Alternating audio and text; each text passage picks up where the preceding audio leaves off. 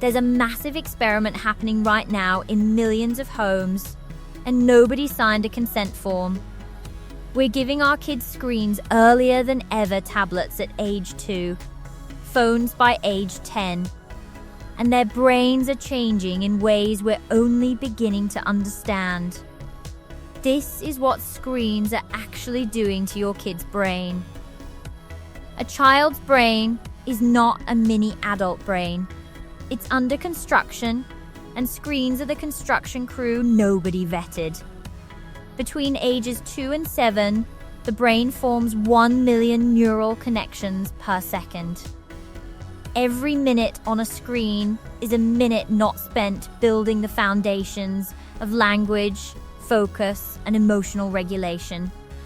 Every notification, every autoplay video, every like, it's all designed to trigger dopamine.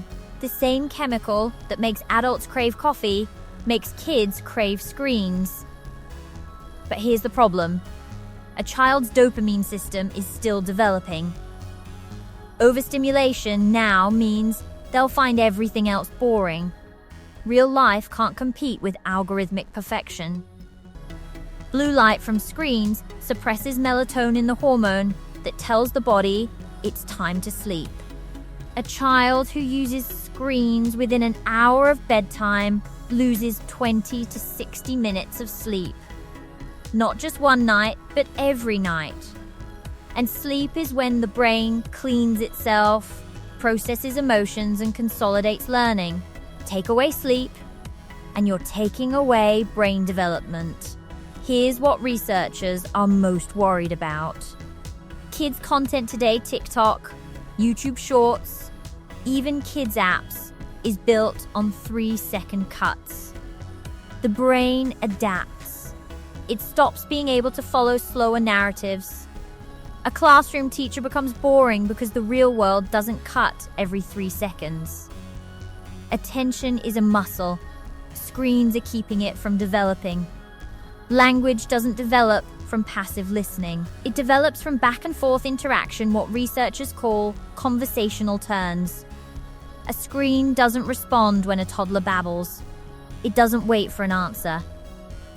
Studies from the app show that for every 30 minutes of screen time before age 3, a child hears up to 500 fewer adult words. That's 500 words that won't become their vocabulary. Here's what's new that parents don't fully understand yet. AI-powered recommendation engines don't care what's appropriate for your child. They optimize for engagement. A kid watches one slightly creepy animation, suddenly YouTube recommends 10 more, each one darker. A tween watches one body image video now, her feed is filled with inspiration. The algorithm isn't malicious, but it also isn't a parent. Here's the good news.